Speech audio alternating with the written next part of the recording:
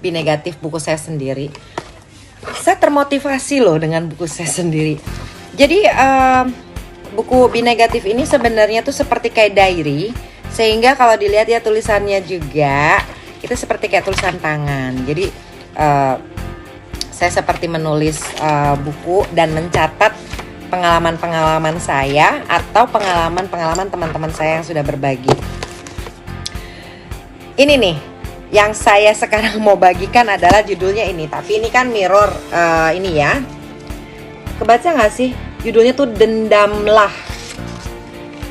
Kok diajarin dendam sih? Makanya judul bukunya tuh Be Negatif, karena segala sesuatu yang negatif itu yang dituangkan ke dalam buku ini. Tapi intinya sesuatu yang negatif itu harus kita twist, harus kita balik, dan kita harus bisa mengelola semua yang negatif menjadi positif. Dan ini saya suka nih, saya baru baca nih, Dendamlah. Nah, dendam sama siapa? Dendam sama keberhasilan, sama kesuksesan. Jadi di sini ditulis dendamlah kepada kesuksesan. Hanya dia sasaran utama pembalasan dendam dari semua kegagalan yang telah melukai Anda. Berapa kali Anda gagal? Balaskan dendam itu.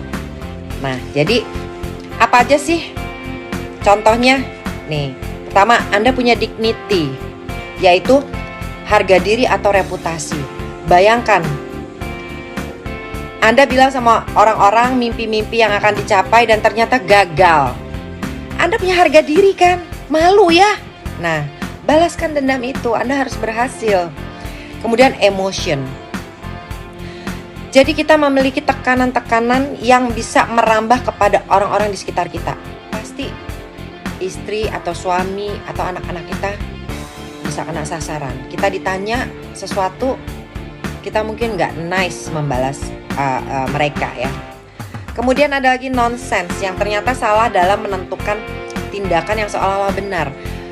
Jadi kita menganggap bahwa ini nih cara yang tepat, ini cara yang benar gitu, ternyata salah.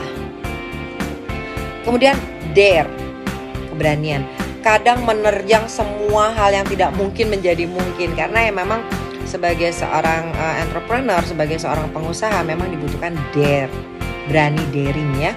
Jadi kadang tuh kita sampai tidak menyangka bahwa kita bisa melakukan itu. Kemudian ada lagi ability, jadi kemampuan terbatas namun memilih angan tidak terbatas. Wajar, karena kita selalu kan kita memiliki target atau tujuan, mimpi-mimpi yang sangat besar. Jadi angan-angan kita itu kadang di luar dari kemampuan yang kita miliki gitu ya. Jadi adanya ability ini kita harus terus asah. Kalau kita sudah melakukan kesalahan, maka kesalahan-kesalahan itu adalah pelajaran yang tidak akan kita ulangi lagi. Atau dari kesalahan itu kita bisa merubahnya sedikit demi sedikit untuk mendekati yang benar, kan seperti itu. Kemudian ada lagi motivation. Jadi motivasi kita pun pasang surut dengan peristiwa-peristiwa dan proses-proses yang sangat melelahkan.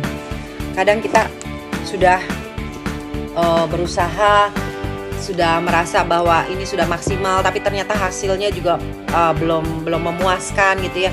Jadi motivasi kita tuh berantakan.